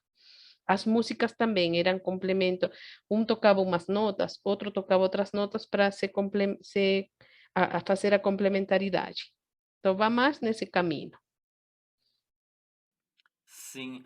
A questão tem uma última pergunta que foi o que fiz, né? Daqueles detalhes nas paredes das pirâmides. Aquilo também era feito pelos povos ou é algo que foi posto posteriormente, como, sei lá, uma decoração para o turismo? Não era feito, essa é a cultura moche. Vocês podem Moche. pesquisar as pirâmides da cultura moche. Sim, aí está moche ou mochica, moche. Eu creo que acho que com moche vocês vão encontrar cultura moche. Tá, Sim, não é tava achando. incrível. Aí se encontrou muita coisa e essas pirâmides se encontraram com essas cores. Ah, Aí foi muito. que os historiadores e os arqueólogos foram descobrindo que o mundo andino era muito colorido, né? E estamos Isso é falando outra antes dos questão. incas. Sim. A cultura moche antes dos incas era muito colorido, eles colocavam muitas cores. Aquele templo de argila que nós vimos originalmente não era assim, né? Todo era muito colorido. E se vocês veem os mantos, provavelmente vocês foram alguma vez à Feira da Cantuta ou à Rua Coimbra, tem muitas cores muito fortes. É assim a cultura, era muito colorida e às vezes as cores tinham um significado também. Então, essas são as cores verdadeiras. E é muito difícil de manter, porque essas pirâmides são de argila, são de barro. Imagina quando chove, chove e elas ficam. Então, não Pouco sei a como pouco. estão ainda Nossa, é vivas depois verdade. de tantos séculos. Estão, evidentemente, agora estão tampadas, tem toda uma estrutura, né, para elas molhar com a chuva. Mas imagina quantos séculos sem descobrir elas e elas se molhando com a chuva. Mas é incrível todo na cultura moche, norte do Peru. Algumas vezes quando me perguntam alguma dica para viajar, Machu Picchu é interessante, mas no norte do Peru, essas culturas antes dos Incas estão super bem conservadas e é super interessante porque aí você ainda vivencia também rituais e coisas de muitos séculos atrás. Fazendo turismo aqui, né? Fazendo Norte do promoção Peru. no turismo. É, eu tenho uma última questão. Você falou em algum momento do número 42. Eu perdi mais ou menos o que era isso. Porque eu não sei se faz sentido, né? Aí talvez entre um pouco aleatoriamente porque é uma coincidência, assim. Na cultura pop existe um livro muito popular que se chama O Guia do Mochileiro das Galáxias. Olha a viagem. E lá no livro tem uma máquina que fala todas as verdades do universo, que vai descobrir o sentido da vida. E aí o sentido da vida é o número 42, assim. Só que o livro não explica esse porquê do 42. E eu achei uma grande coincidência quando você estava colocando aqui. Não sei se tem alguma relação, mas você consegue explicar novamente essa relação do número 42, assim, tipo, talvez eu tenha encontrado a resposta para a questão de muitos nerds da cultura pop aí que leem esses tipos de livro. Boa. Não sei explicar assim porque está no livro igual, mas eh, são 42 linhas que no quechua são conhecidas como 42 eques, mas tem autores que falam que são 41, Também é importante aclarar. Tem autores que falam que são 41 e outros que dizem que são 42. Então, o que acontece? Que os incas consideravam Cusco como centro do mundo, tá? Por isso que chamaram umbigo do mundo. Cusco significa umbrigo, seria, né? Em português, umbrigo do mundo. Umbigo. Sim, umbigo. Ai, desculpem, meu português é terrível. Tranquilo, a gente tá gostando. Então, ele é o umbigo do mundo e por ser o centro do mundo, aí eles construíram um templo que chama o Templo Coricancha. Depois você vai pesquisar também, porque pode ser que estudando o Templo Coricancha você encontre a origem dessas 42. E a partir do templo, eles construíram a cidade com 42 linhas. Imagina 42 carreteras, 42 rodovias, né? A partir do templo. 42, isso, exatamente, porque de cima dá para ver ainda as linhas. Se você visita Cusco e se você visita a casa de alguma amiga que tenha 3, 4 andares, você vai conseguir ver as linhas. Então aparecem essas 42 linhas que eram como 42 rodovias. E em cada parte, não sei, cada 4, 5 metros, tinha uma huaca sagrada, parecia um lugar sagrado ou um objeto sagrado. E então foi fácil para os espanhóis descobrir isso, porque era muito, muito na vista, sabe? Era muito assim, era como templo e 42 rodovias.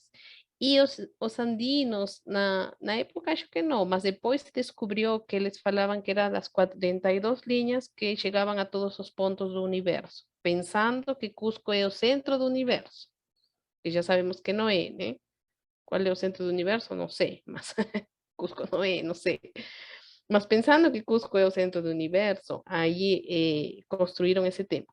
E esse templo é ainda misterioso, porque os espanhóis não conseguiram destruir. Tem metade da parede inca e metade católica. Então você vai no lugar e você entra e passeia e vê a metade do lugar, que é enorme, é imenso, com paredes incas, e a partir da metade, paredes europeias, né? Católicas, com imagens católicas. Então foi um dos lugares que, mesmo que, imagino que jogaram fogo, que jogaram todo, e não conseguiram destruir. E isso é muito válido, porque simbolicamente eles não conseguiram destruir a nossa cultura, né? Ainda estamos aqui, ainda estamos vivos, ainda estamos falando dela, ainda estamos cantando as músicas, ainda estamos tentando passar para nossos filhos algumas coisas, né? Não dá para passar tudo, mas quando eu falo para minha filha não jogar lixo no parque, eu estou cuidando da Pachamama, né? Quando eu falo para minha filha não comprar algo que não necessita, estou cuidando da Pachamama.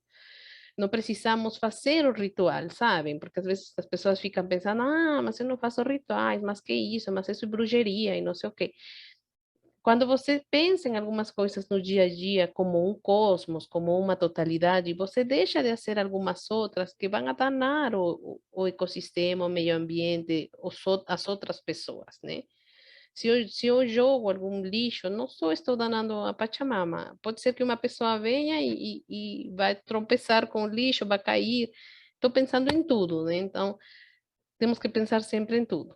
E aí foi que se virou estas ideias como uma luta contra o consumismo, né? Esse hedonismo que está presente hoje no nosso mundo. Mas aí são os seques. Você depois googleia seques ou Templo Vou pesquisar. Coricancha e você vai encontrar. Sim. Porque eu achei uma coincidência muito coincidente, assim, né? Não sei se de repente, enfim.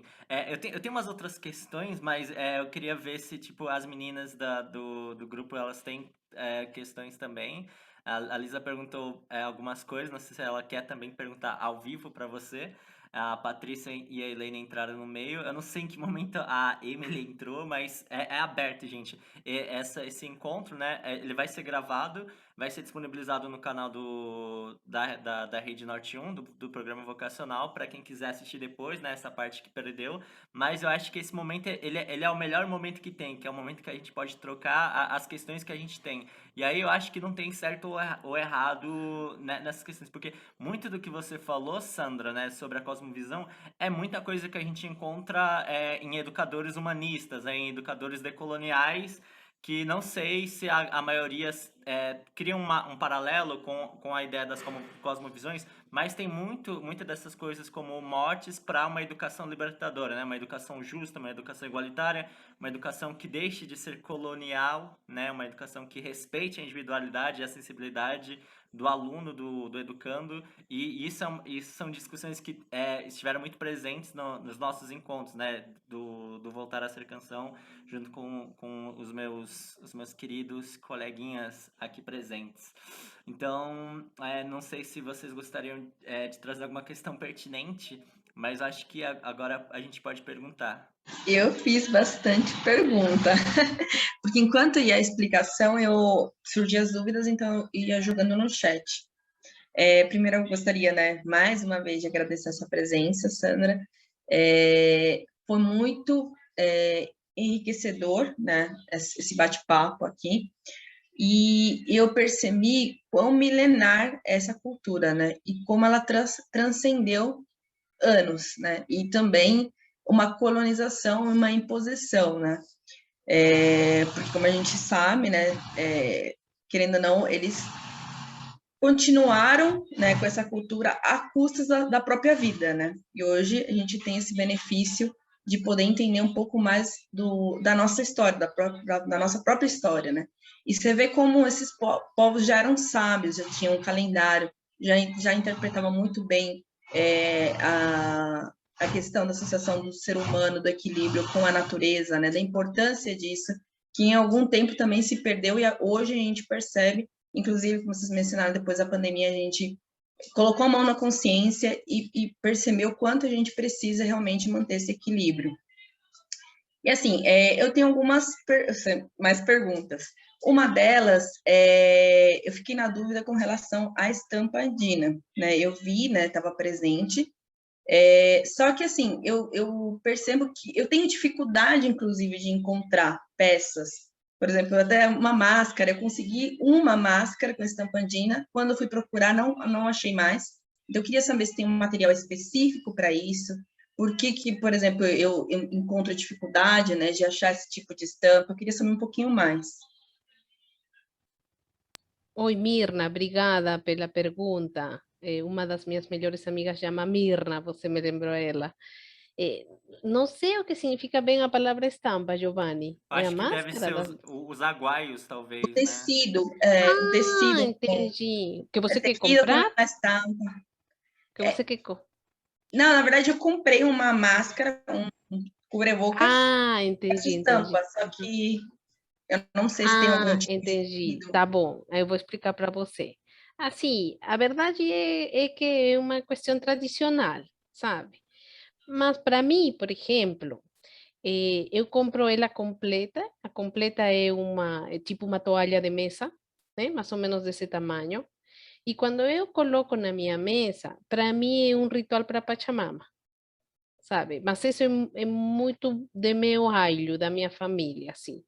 Eu coloco ela na minha mesa e eu já inconscientemente, porque não preciso falar, nem colocar muitas guacas, nem nada, mas eu já, a colocar os alimentos em cima da toalha, é um acto de agradecimento para Pachamama. E é muito inconsciente. Provavelmente a mãe do José Giovanni faz também, ou você vai ver em alguns restaurantes bolivianos, peruanos, como toalha de mesa.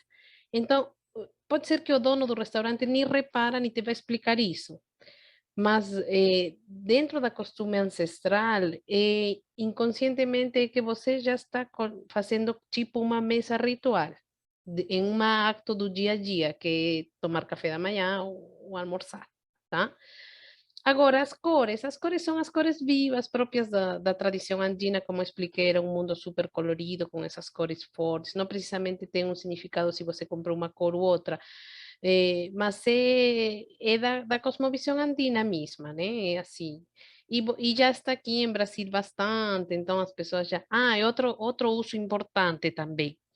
As mulheres de muitos séculos atrás usavam para envolver as crianças aqui atrás.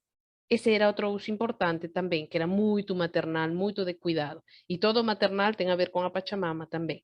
Então as mulheres iam a trabalhar no campo e colocavam as crianças atrás nas costas. E com essa liglia, esse aguayo, né, que as palavras em quechua, aqui, né, com um nó aqui na frente, e elas trabalhavam no campo com as crianças aqui atrás. E é um material um pouco quentinho. Como nos Andes faz muito frio, esquentava a criança aqui. Esquenta, sim, aguayo ou liglia, né? Qualquer dos dois. Liglia também se chama, com doble L. Vou colocar aqui. É, eu conheço como Aguaia, não sabia esse outro Sim, nome. liglia também. Em algumas cidades do Peru, do Equador, le chamam liglia.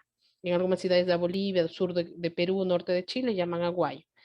Então, tem como quentinha, então dava um calor na criança, porque as mulheres trabalhavam no campo, ainda se usa bastante.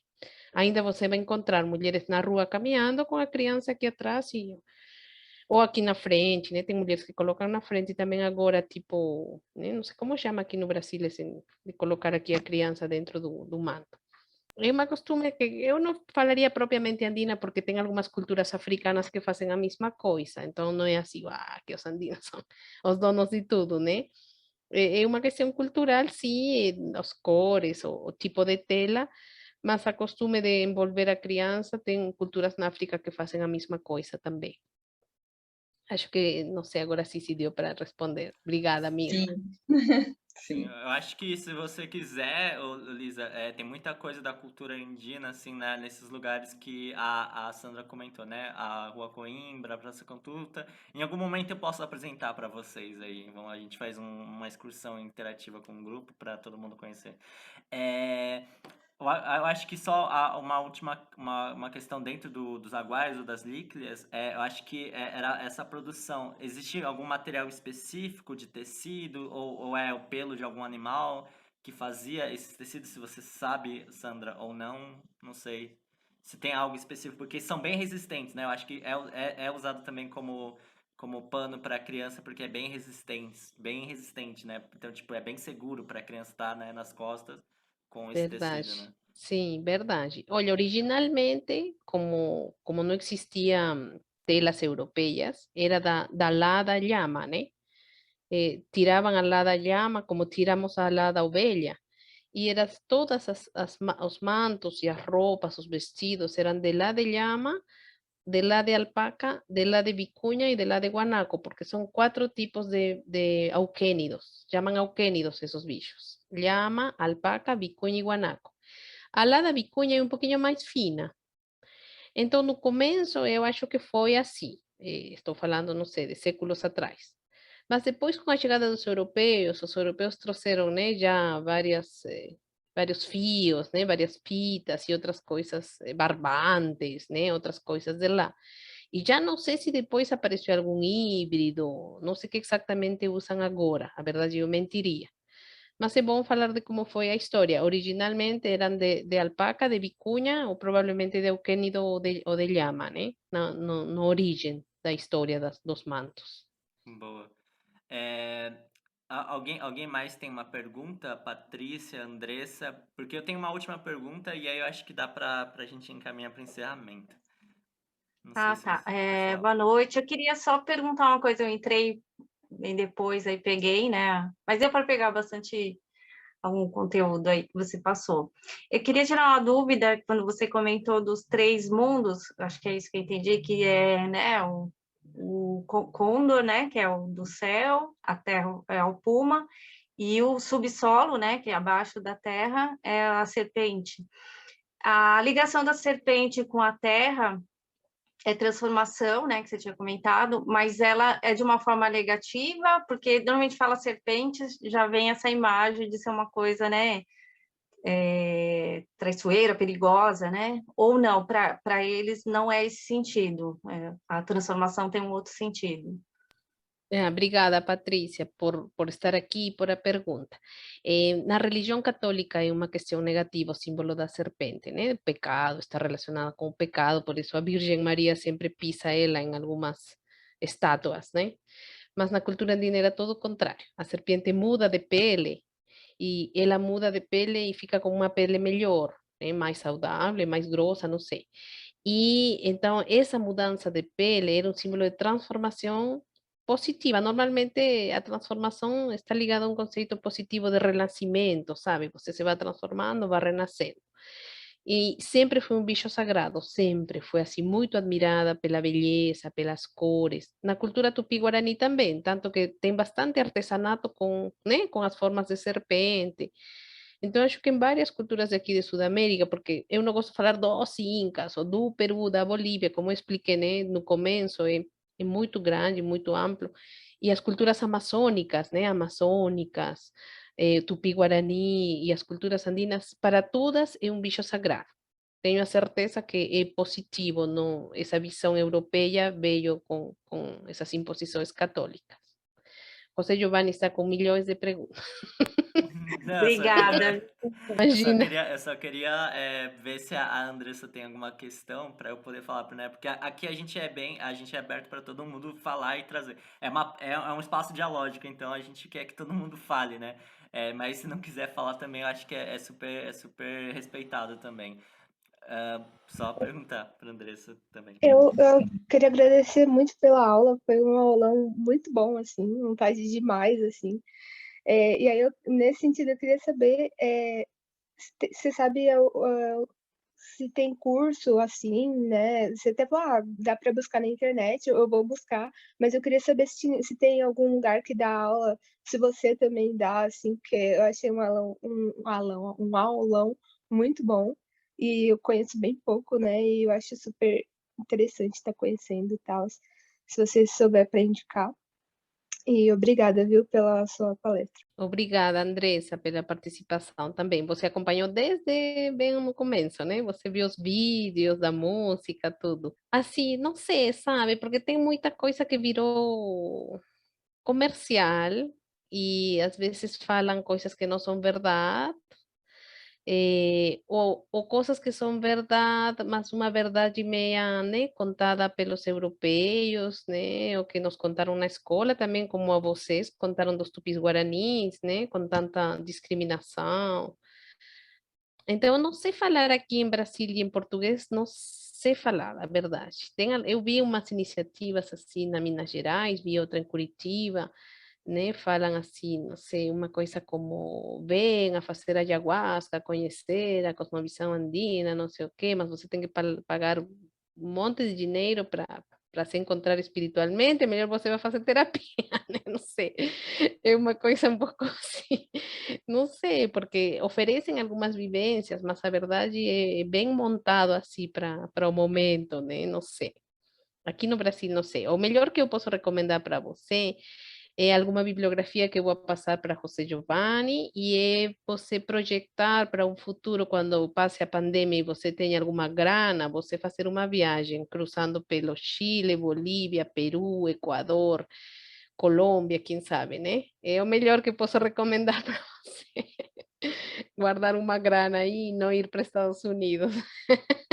E, novamente, né, é sempre bom ressaltar, né, tipo, não dá para resumir um conhecimento de muitos anos, de milênios, tipo, num encontro de 2 horas, 1 hora e meia. A gente sempre dá uma perspectiva, sempre falo isso pro pessoal. A gente abraça algumas perspectivas, né, para poder, a partir delas, ir encontrando caminhos, né? Então, tipo, tudo que a gente foi praticando aqui não é uma totalidade, né? São perspectivas, né? E eu acho que essas perspectivas, aos poucos, a gente está retomando, né? Porque ao longo da história foram perspectivas apagadas, né? Foram acontecendo esses epistemicídios em nome de uma cultura hegemônica, né? Em nome de uma ideia absoluta do que é o certo e o errado, e todo o resto, todos os outros pensamentos e valores e epistemologias foram negadas, né? Então, eu acho que esses nossos ancestrais que faziam escondidos, eles foram a resistência, né? Porque graças a eles a gente ainda tem um pouco para poder contar. E isso é muito importante. E, né, sempre é importante ressaltar porque são perspectivas que são muito, muito, muito plurais, né? Não tem como fechar tudo num único encontro. Por isso que eu acho que não teria como né, falar sobre tudo isso só nesse encontro. Então fica o convite para todo mundo, né? Ir correndo atrás a partir da bibliografia que a Sandra me passar. E a última questão que eu tinha é uma dúvida que eu sei que você falou que é complexo, mas um caminho melhor para entender as wakas, né? Você falou que a waka ela poderia ser o espaço, né? O Lago Titicaca, por exemplo, aquele templo poderia ser uma waka, aquele artefatozinho poderia ser uma waka também. Eu acho que tem um filme lá na Netflix que se chama Pachamama, que uma senhorinha ela segura um instrumento assim, né, um artefato desse, e chama de waka. Então, que outros elementos mais podem ser wakas? E qual que é a importância desse elemento waka, né? Tipo, qual que é o tamanho que isso pode representar? Obrigada, José Giovanni, pela pergunta. Uma coisa que eu esqueci que poderia ser uma guaca, que agora que você perguntou, lembrei, é um dos nossos ancestrais. Por exemplo, o tataravô de uma determinada família poderia ser a guaca dessa família. O tataravô. E por isso que eles preservavam a múmia e colocavam alimentos e bebidas para a múmia. O mesmo acontecia com os aztecas, por isso que o Dia dos Mortos é importante no México, porque eles colocam alimento, bebida para aquela múmia que acaba sendo como uma presença espiritual muito importante dentro da família.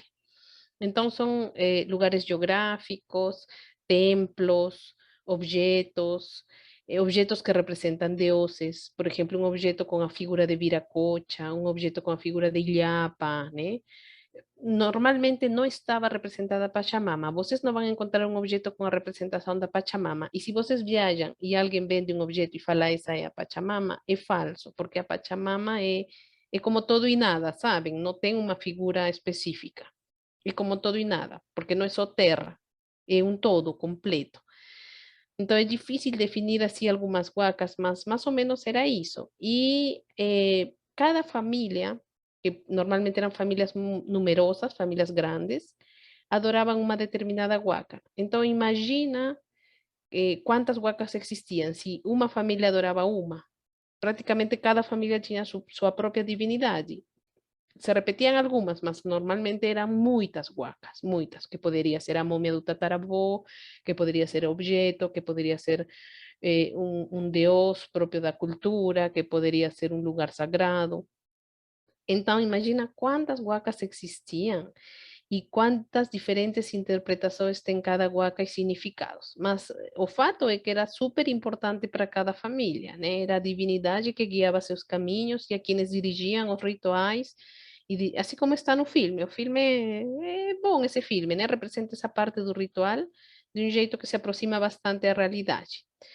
Então, é um conceito bem abstrato, mas ao mesmo tempo era um objeto, né, que você podia pegar na mão e que quando era destruído, ele era um sofrimento enorme. Como chama, Giovanni, seu programa? Você falou voltou a cantar, voltar a cantar? Como que é? Voltar a ser canção. Voltar a ser Seria canção. Olha que volverse canción. sincronicidade. Sim, sim, voltar a ser. Vou explicar a sincronicidade. Por quê? O que acontece? Os espanhóis destruem as huacas, a maioria delas, ou proíbem os rituais nessa huaca, tipo Lago Titicaca, né? eles começam a destruir todo, e mais ou menos pelo ano 1560, os indígenas estavam com muita dor pela destruição das huacas, pela destruição da cultura, e eles encontraram que o único jeito de curar essa dor, de curar essa ferida da conquista, né, da colonização, era dançar e cantar. Imagina o importante do nome do projeto do Giovanni. Era dançar e cantar. Eles começaram a resgatar as danças e os cantos deles, e na clandestinidade eles cantavam e dançavam. E como já não podiam pegar a huaca assim materialmente, né, porque estava destruída, eles imaginavam que a huaca estava dentro do corpo. E as huacas passaram de ser objetos a ser uma questão espiritual dentro do corpo. Esse é um movimento que surgiu no ano 1560. O movimento, eu vou colocar aqui o nome para depois você pesquisar também. Eu até publiquei um artigo sobre o movimento, vou passar para você. O movimento chama Takion-Koi. Tem algumas músicas até do Takion-Koi. Então, nesse momento, eles viram que já não, a huaca já não podia ser objeto material. E aí ela passou a possuir o corpo. E quando eles faziam as danças e os cantos, entravam em um tipo de transe, né? Não sei se vocês assistiram alguma vez a um terreiro do candomblé. Quando dançam muito no candomblé, ou num banda também acontece, dançam, né, com orixá, eles começam a sentir orixá dentro do corpo, né? O Xun, né, qualquer orixá que é parte da cerimônia de cada um, não sei falar bem da religião, mas eles começam a sentir a divindade dentro do corpo, não precisam pegar fisicamente nada, como na religião católica, que precisamos da cruz, do quadro, da estátua, né? Não precisam, porque está dentro do corpo, e é por isso que com muita dança e muita música, está dentro do corpo. O mesmo aconteceu, sempre aconteceu, mas depois da chegada dos espanhóis foi mais ainda, porque eles não podiam ter objetos, né? Por isso que quando você falou o nome do programa, eu fiquei, nossa, que incrível, assim, porque o nome é Otakionkoi, é volver a ser canção, voltar a sentir a música e a dança na clandestinidade, mas dentro do corpo, né? Muito bonito esse programa. Giovanni, parabéns. Bom, eu que agradeço, acho que, nossa, trouxe muitas coisas. Quando eu pensei esse nome, eu pensei a partir de uma música, mas olha como as coisas se interligam, é muito, muito legal.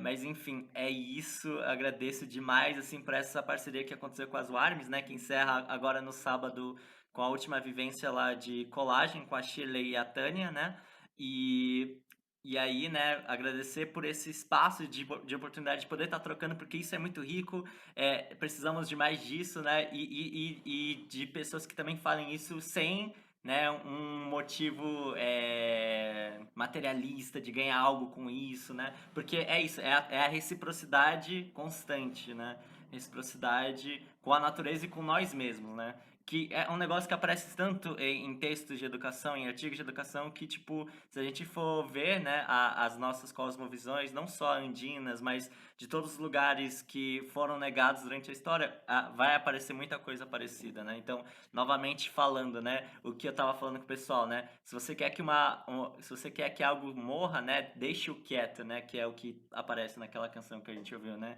Se quer que algo se muera, déjalo quieto, né? E eu acho que é isso. Eu agradeço demais. Convido a quem for assistir o vídeo a conhecer a Sandra. Eu vou deixar lá as redes dela para quem quiser seguir, saber mais, né? Rolam várias publicações, não só dela, mas das Warmes, como um coletivo que está atuando super fortemente na questão da imigração e entre outras questões sociais. E é isso. Agradeço demais, Sandra. E muito obrigada. Imagina, obrigada a você, José Giovanni, obrigada a todas as que ficaram aqui, todas, né, porque são mulheres. Obrigada a todas y obrigada pelo convite, muchas gracias, estoy para lo que necesites, cuando quieras podemos repetir esta llanta, esta cena. Vale. Muchas gracias, chao a Beleza. todos. Muchas gracias, chao.